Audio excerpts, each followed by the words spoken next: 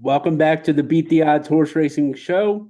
We're here with Hong Kong's all-time winningest jockey, Zac Purton. Zac, thank you for joining us, and how are you doing today?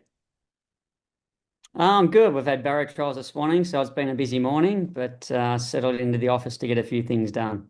Uh-oh. So that actually, tell us, how does Hong Kong, racing, work? Does it the same thing as America, where the horses work out once a week? Like there, they do barrier trials. Tell us about that. Yeah, so we have track work every day. The horses will do something every day. They'll breeze up or do some fast work a couple of times a week, and then depending when they're racing, they'll have a barrier trial probably 10 to 14 days before they race if they haven't raced for a while, and then they'll go into the race. So we race here on a Wednesday night at Happy Valley, Hmm. Thursday at Sha Tin. Generally, sometimes the days are a little bit different due to public holidays, but normally it's a Wednesday night, Sunday, and then we have barrow trials on a Tuesday, Friday, and like I said, track work every day. But I don't go on a Sunday. I give myself Sunday morning off. There you go. You deserve that. Got to have one morning off a week. You That's know, right. we go for months of the year. We don't have a break, so it's pretty full on once we get going. That's right.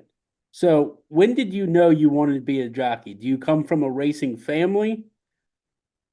No, I don't. No one in my family was in racing before me. No one's followed me after. I'm the Lone Ranger, to put it. But from as long as I can remember, I always had an affinity for horses. I loved riding them. Every time I would go to my friends' houses and they would have a horse, all I'd want to do was ride the horse. I was very athletic at everything I did. I was into all sports, and I was small, so it ended up being a good fit. I first walked in the stables when I was 13, but I was too small and too young then, so they told me to come back a year later. And then when I was 14 and a half, I went to a jockey seminar which was an hour and a half away from where I was going to school at the time, and it meant I could have the day off school, so I jumped at that, went down there. I was the smallest and lightest kid, and then they put me with a trainer at Coffs Harbour with Trevor Hardy, where I was living at the time.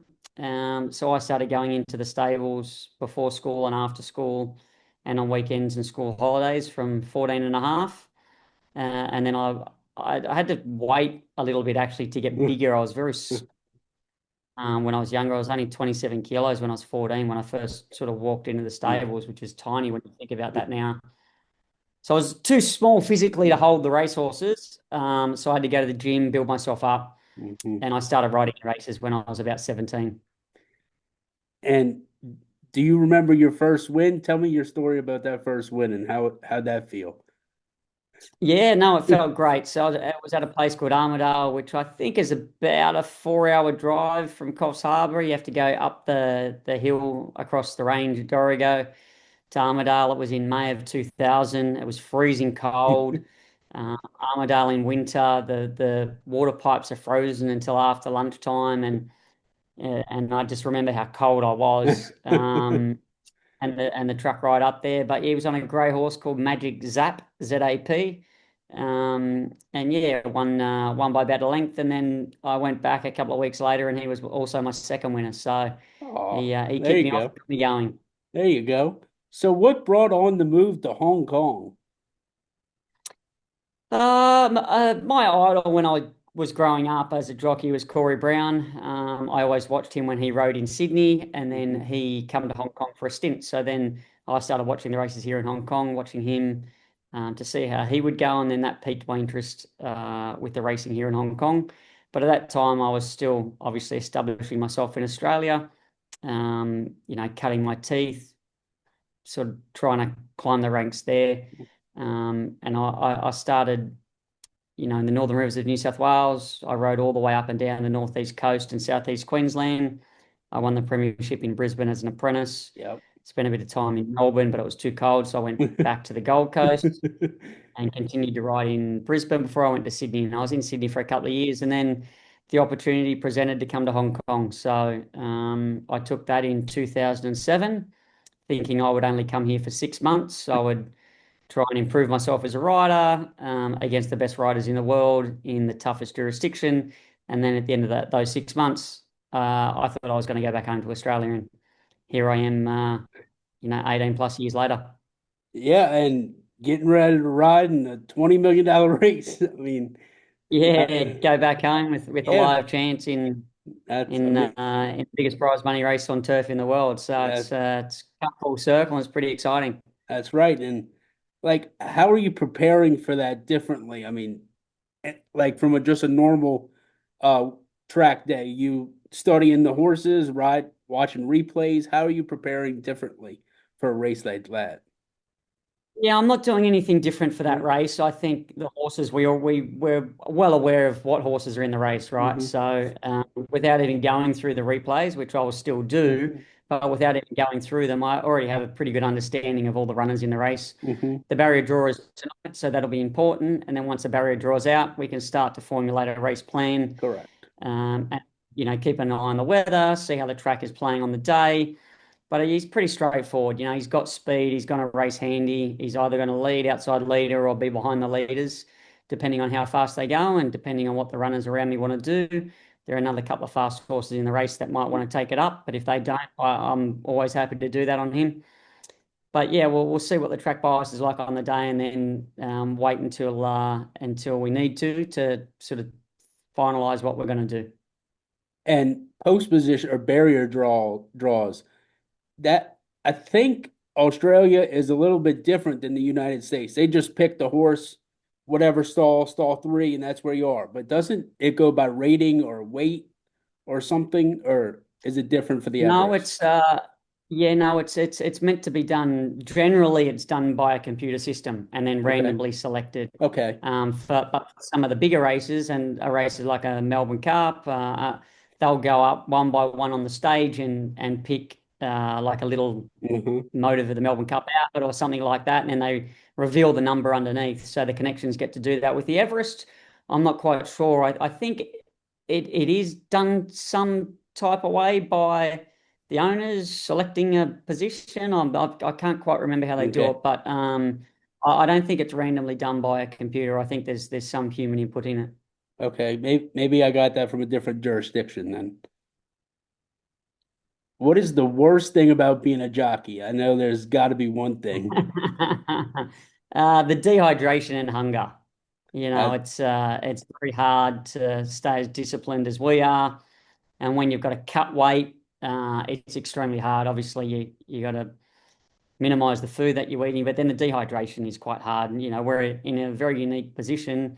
Boxers and martial artists, they have to cut weight as well, but they get to weigh in the day before, and then they've got a period of time where they can rehydrate, they can eat what they want, and then they yep. quite often get in the ring or the octagon Hmm. a lot heavier than what Yep. they weigh out. But for us, we've got to get our weight down, and then we've got to maintain and Mm, hold that weight while we compete for the duration of the mm. day. So in reality, we're probably physically at our worst and we've got to compete It'd at be- our best. So it's a really fine balance it's to maintain. uh, Yeah, I'm yeah. 4 for 4 with that, getting that answer with my guests. They've always said the weight. There you go. Mike Yeah. Mike Smith, he said that was he said he was a little bit better at that, but 4 for 4 with that Well, answer. we're all different. You're in Yeah. a difficult position where you want to ride lighter to give yourself as many opportunities Hmm. as you can. But Hmm. then if you're riding too light, physically you probably can't Yeah. perform to the level that you need to. So you've got to find the right balance. And it's not everyone's body shape is different, everyone's size is different, everyone does it differently. But I think as time goes on and you have more experience with it, you find out what you can and can't do and where your happy place is. And what works, I mean, everybody's different. What works best for you? For me, I went about 7 years ago. I decided to go to a plant-based diet, and I found Okay. that worked really well for me. My weight was better. I wasn't yo-yoing as much as I Mhm. was. I had a lot more energy. I was really, really good. But then in more recent times, I've started to sort of have more of a balanced diet. Mhm. Again, I would say I'm probably still 85% plant-based, especially at home and things like that. But when we go out for dinner with owners and we have to socialize, well, I'll just eat whatever is there at Whatever. the time, and that's where I'll get my protein and whatever else. So I think it's worked out to be a really good balance for me. There you go. I was always curious about what jockeys eat. I'm a food person myself, so and I eat too much of it. Well, I love food. Don't get me wrong. I love going to good I know. restaurants and love eating good food. It's very difficult to be a jockey and admire food as much as I do. Don't get me wrong. So you've pretty much won everything in Hong Kong. What are your major goals going forward? I mean, is it to take these horses abroad and win these big races? What are your major goals? Or Yeah, well, you've got to be in a privileged position to be able to do that. mm, You need to have the right yeah, horse, and then you have to have the owner and the trainer that's mm, willing to travel. So to it's do not as that. easy as just Yeah. saying, I want to take a No. horse, to Yeah, Dubai yeah, yeah. or Yeah, America yeah. or Royal Ascot or wherever you want to go. You Uh-huh. have to have willing participants and be lucky enough to be on that right Uh-huh. horse. So at the moment, I'm lucky enough to be on Ying Rising, which is great. I would love to win a Melbourne Cup. I'd actually like to go and ride in a Kentucky Derby or something like that as Come well. I on. was as close to securing a ride there this year, but sort of fell through. But yeah, it'd be nice if at some stage I could get over and experience racing in America. Come on. We'd love to have you. Thank A, you. a lot of jockeys have done that lately. Like Frankie did it, and a few other ones have been coming to try and get that Derby. Yeah, well, Yeah, it's an iconic race. absolutely. Every year I tune in to watch it, and I just love Hmm. it. I love the people there, the history that comes with the race, the grandstand. Hmm. It's one of those races that gives you goosebumps. Yep. So now I kind of want to get into some of the horses that you've ridden. You've ridden some of the greatest horses that have ever graced Hong Kong. And the first horse I want to talk about is Military Attack. You've won plenty grade ones on him. What was he like? Oh, he was a sweetheart. He was such a nice horse to ride. He was very kind. You could put him anywhere in a race. He tried his heart out. He wasn't a very strong horse. He was a bit of a lightly framed horse, but he was brilliant on his day. My favourite win on him, I think, must have been in Singapore when we took him there, Hmm. and he blew them away. It was a great performance, and it was the first time John Moore had won by travelling a horse overseas. So Oh, he was that's very cool. excited for that as well. And he's one of the greatest trainers we've seen here in Hong Kong. So to bring him his first international victory, so to Hmm. speak, was a pretty important moment as well. Well, you answered my my question. I said, what was the a win that stands out to you on him? That's pretty. That's a pretty cool Here we story. go. We've got it. We've nailed it. That's a pretty good story. That's pretty cool. And then Beauty Generation. I think that's one of the first horses that got me into Hong Kong racing and staying up late. Tell me about him.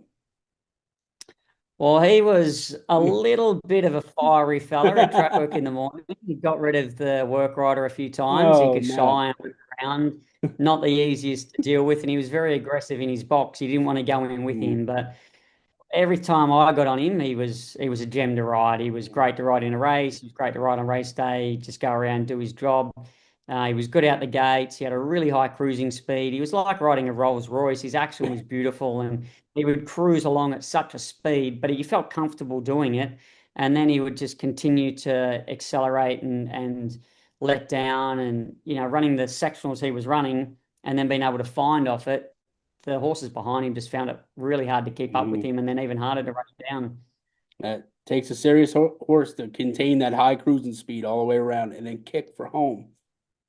Yeah, it's amazing when you get on one that can do it, especially at that level. It's a great feeling. I bet. Now, Lucky Sweat. Uh, actually you called that horse the horse of a lifetime for you in an article that I read. That's a very high praise. Well, it was. I Hmm. believe until KU Rising come Hmm. along, I'd only ever ridden one champion in my Hmm. career, and you're very, very lucky as a jockey to be associated with a champion horse. And for me, that was Beauty Generation. Hmm. We had that period where for a season and a half where he was just so dominant, nothing could go with him. And it was just a pleasure. I used to just walk over to the races that confident that he was going to win. It was a funny feeling, but I really enjoyed the association that I had with him. You rarely have that feeling in horse racing because you got to run the race. That's pretty cool. Well, exactly. You never want to be too confident. You never put the cart before the horse. You always, so many things can go wrong in a race. And with a horse, they can't tell Hmm. us if they're having enough day. They can't tell us if they're a little bit sore. They can't tell us if they've got a sniffly nose. We need to try and identify all those things and pick them up. Hmm. But if they go into a race and they're a little bit off, they can easily get beat. And, it happens all the time. Yep. And then I kind of mentioned it. Switching over to Lucky Sway Ness. Talk to me about the start of his career in Hong Kong. Started 5 for 5 and was very nice to start his career over there. It was a little bit unassuming to start with because it wasn't doing anything flash. You'd Hmm. have to ride out the gates to get a position. He'd get his head on the side. He'd win races, but it wasn't like, wow, this is a good horse. And then he got beat one day as a 3-year-old carrying top weight at the Valley with on a Hmm. wet track, and I said to the trainer, I said, I think you should give him a bit of a break now. He feels like he's exhausted. Tired. So we put him away for a couple of months and then brought him back, and he won again at the end of the season, and then he come back and he just kept going from strength to strength. And well, when he was at his best, he was as good as any sprinter in the world. He was a joy to ride. Such a kind horse as well. He just tries his guts out, like really, really tries.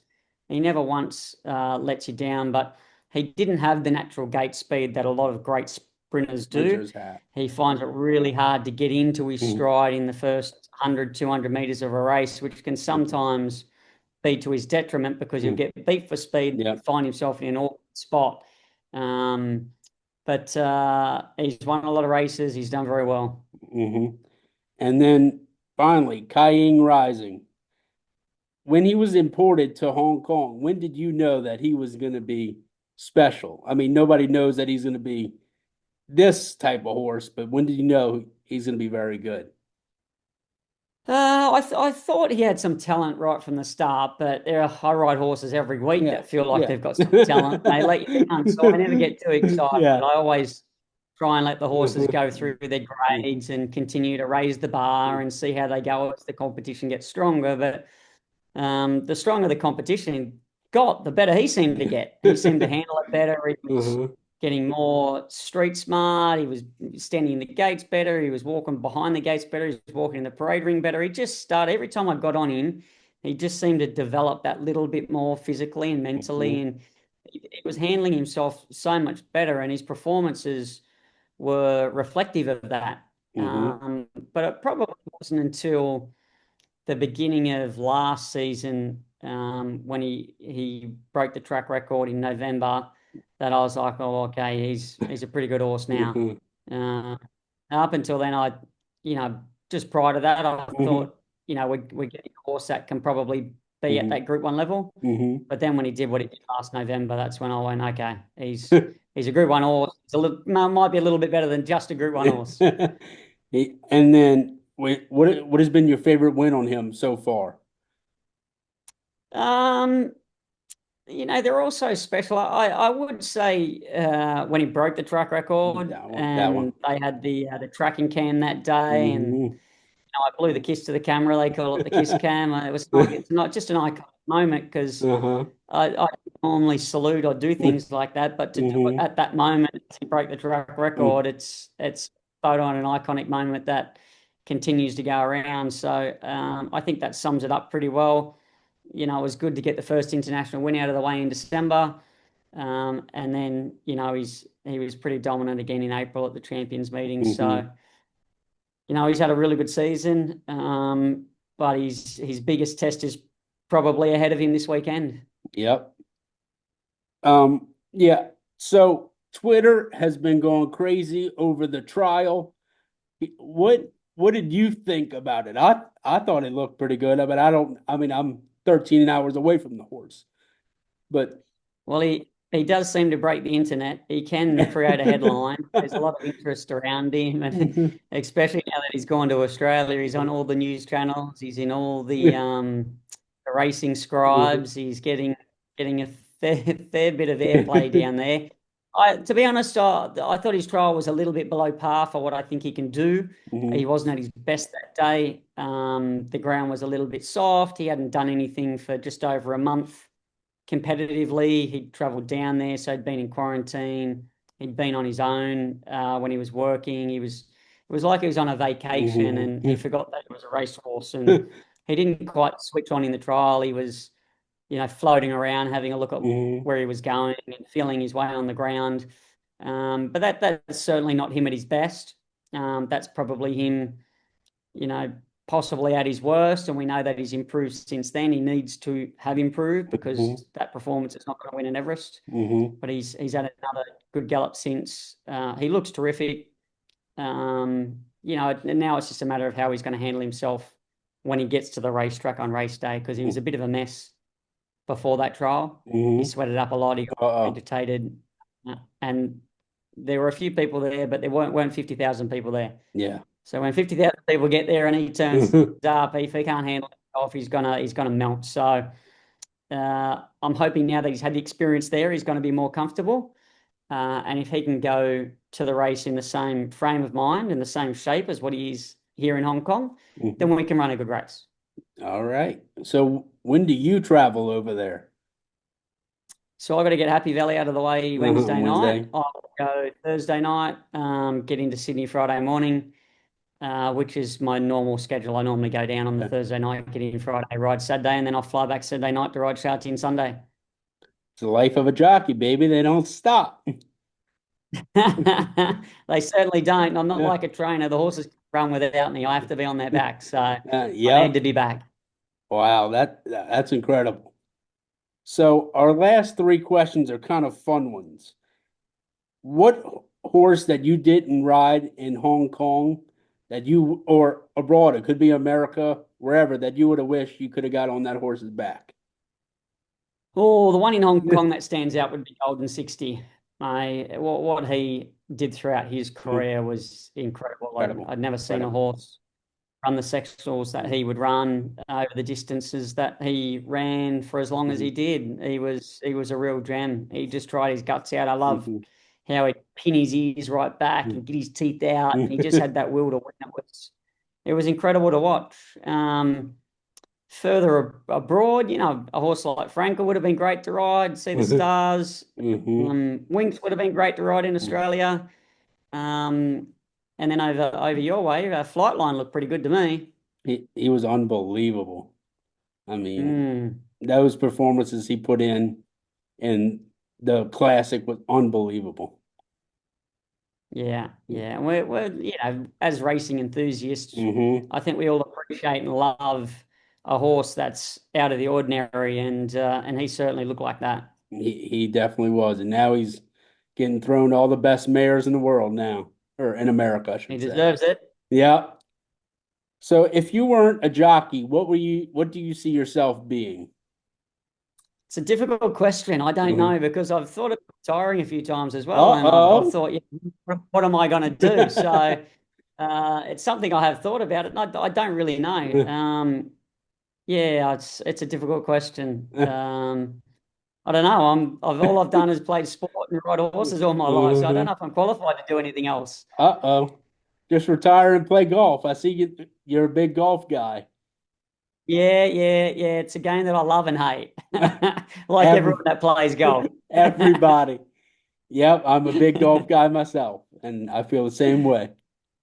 Yeah. No, so when I was in Sydney the other day for the barrier trial, I went out to New South Wales, which has just been renovated. I'm a member there, and they've done a really good job at renovating the course. If you're ever there, you must play it. It's a very iconic course. But I played terrible. I got off the plane, played so bad, and I nearly thought about giving the game up after that. And I played on Thursday when I was back here, and probably played the best I've ever played. So it's a game that just it's got you one day, and it's lost. You're lost on it the next. It just takes that one shot to get you come back out for another 18. Yeah, it does. But it's a great sport to play because it's good to get out with your friends and get outside. I love being outside. So to me, it's a competition. It's nice. Play with the mates, have a good time. Yep. So you're the winningest jockey in Hong Kong history. If somebody hasn't watched Hong Kong racing before or watched you, can you give me like one or two races that say, watch this one. This is what Hong Kong racing's all about because it is truly one of the best racing jurisdictions in the world. And if I can stay up, I watch it all the time. Yeah, Hong Kong's great because we have a handicapping system Hmm. and a class system. So that theoretically, all the horses should go out with an equal Hmm. chance. And then barriers, track bias, the makeup of races always come into Hmm. it. So it's very, very competitive. Hmm. But if you could go back and watch one race to sum it up, it Hmm. might be Massive Sovereign when he won the Derby. You know, we had a horse that got Hmm. away. I was back in the field, had to save ground, go Hmm. inside, and then one horse looks like it's got it in the bag at one moment, and then you know another couple come out the pack and come after Hmm. him. And I think racing in America, on dirt, you can nearly predict the winners a long way Yeah. from home. Yes. On grass here in Hong Kong, things can happen and change so Hmm. quickly, like race, that you're never guaranteed to have won a race until you Uh-huh. get over the line. So Yep. things happen and change here very quickly. Yeah, they do. I mean, here dirt is all about speed. We rarely have a horse coming from behind. But Zenyatta comes to mind. She came from so far back. But the name of the game here is speed on dirt and then grass. We don't compete really with other jurisdictions. Well, you don't breed Yeah, like that much for the yeah, grass, right? Or yes, your industry revolves around the dirt. dirt, so Yep. it makes sense. And every time you guys travel, whether you go to Dubai or Hmm. Saudi or somewhere else, very hard to beat the American horses. Oh, and what's crazy about Hong Kong, it's a lot of geldings. It's all geldings, really, right? Pretty much because of the environment that we're in, the horses get here and they're basically in one stable for the Hmm. duration of their career. And, we've got Chongfa now, so the horses do have another training center that they can go to. So they Hmm. ship truck up and back whenever they need to. But it's a very tough environment here. Being locked in the stable in aircon, then you come Hmm. out into the humid heat. They get a lot of respiratory problems. Our tracks are hard. So geldings are more consistent. They Hmm. sort of compete at a consistent level. Where the fillies and mares, they can be temperamental, and then the colts, it's mentally it's very hard for them Hmm. to handle that Hmm. environment. So yeah, it's I would say 99% of our horses are a gelding. That's wild. We Well, don't have a breeding industry as well, so we don't need them to remain colts. that's true. I mean, there's everything's pretty much built up there. There's no really room for that. No, there's not. Maybe one day into China, they might open it up Hmm. a little bit more. They might have some type of breeding industry up there. Hmm. Um, but there's no room in Hong Kong No. to have any farms and to have Yep. any mares. Yep. Well, Zach, I thank you so much for coming on. Good luck and get it done. No worries. It's been my pleasure. Thank All right. you. All right. We'll keep in touch. Thank you. Thanks, Tony.